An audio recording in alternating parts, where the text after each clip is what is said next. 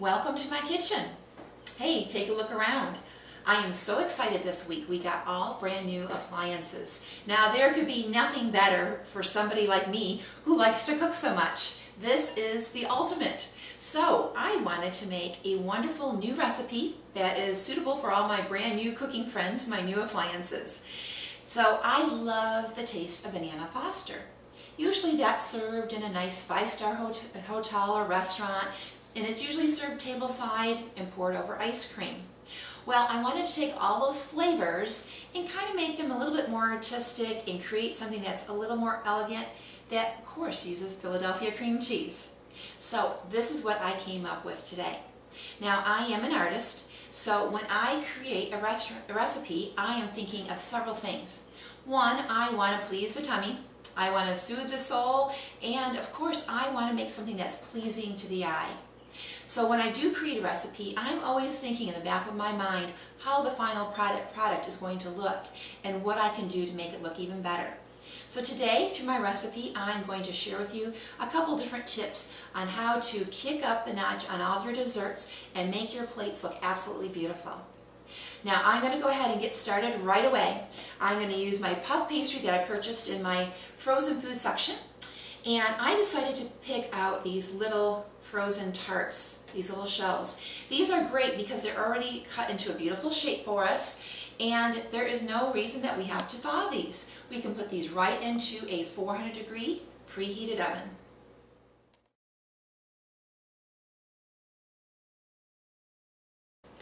Once all my chocolate chips have melted into my bag, I take it out of the microwave and just simply snip off just the tip of that bag.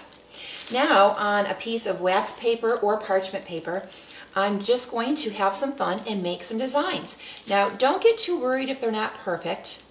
Actually, if they're free form, they look kind of pretty. So I'm going to do a swirl. I am going to do just some zigzags. I'm going to have fun and kind of experiment.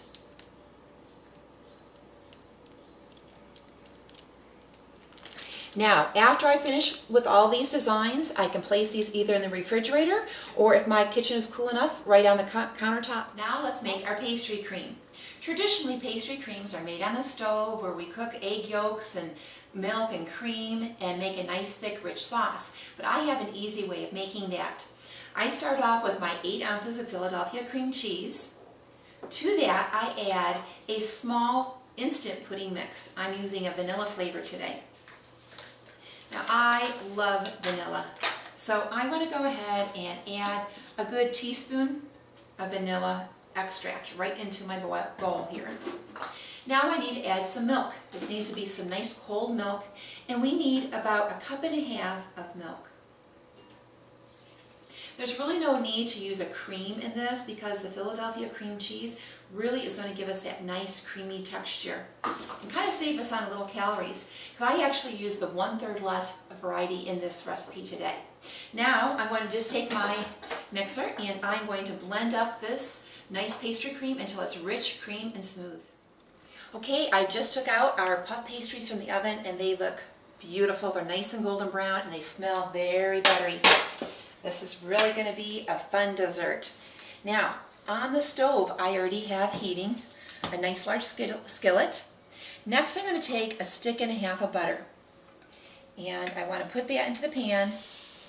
Hear that sizzle? And get that nice and melted.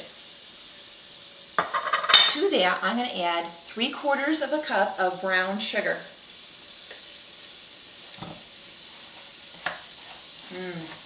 I love the way butter smells when it's cooking, especially with this brown sugar. This is going to create kind of like a caramely sauce. My butter and my sugar are getting nice and incorporated now, and it's starting to bubble, and that's what we want to happen because we want this to be a nice rich caramel sauce. Now I'm going to add a little freshness, kind of a little surprise, and I'm going to add 1 fresh orange. I'm just going to take my citrus juicer and squeeze the juice right in, trying not to get the seeds. Be careful when we're adding this that you don't get juice all over yourself and your mixture doesn't boil up over you.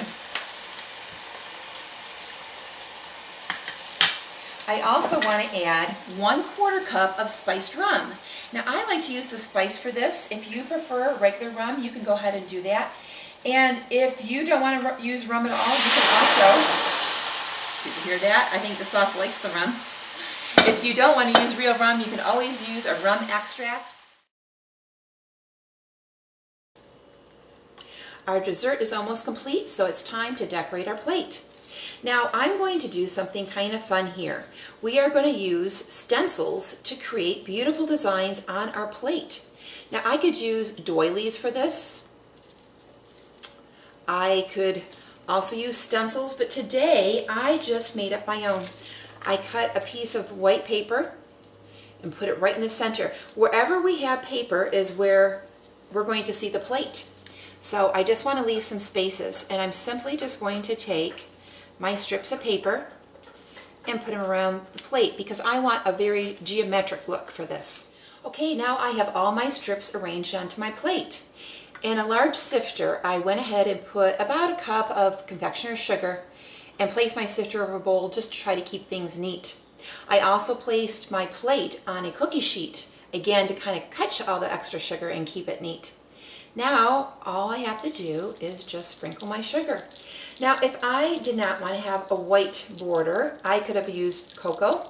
I also could use a powdered drink mix. There's strawberry drink mixes and the chocolate. Any of those will give a beautiful color and a nice accent to your plate. Okay, I've been busy removing my strips. We just want to make sure we're careful and not to let the sugar fall where we didn't want it to be. This is just a simple, beautiful, elegant way to dress up a plate.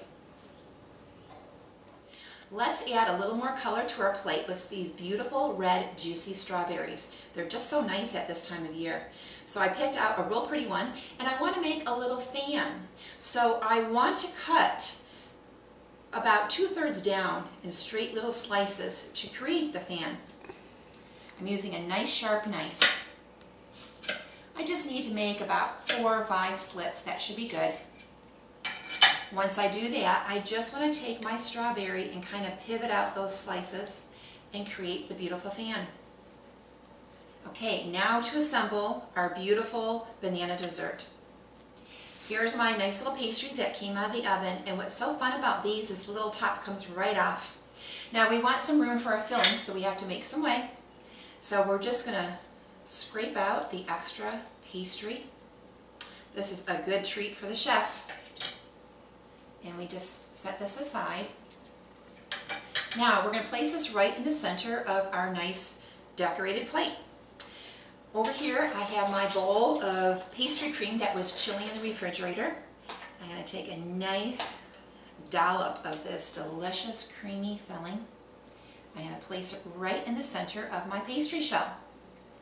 Now I have my bananas that we cooked with the butter and the brown sugar and the rum. This is so good. It's such a good combination, I'm going to tell you.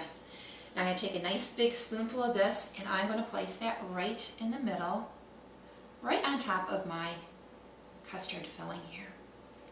Kind of let it a little bit fall over. I can kind of come back and drizzle some sauce over it just to make it look extra fancy.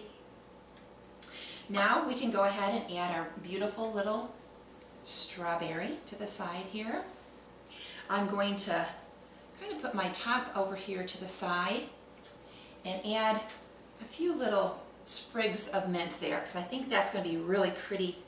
Now we're going to add our pretty little chocolate swirl that we made earlier. To attach that to the top, I'm just going to put a little bit more cream. Okay. Come on, cream. Whoops. We can just coax that back up with our spoon.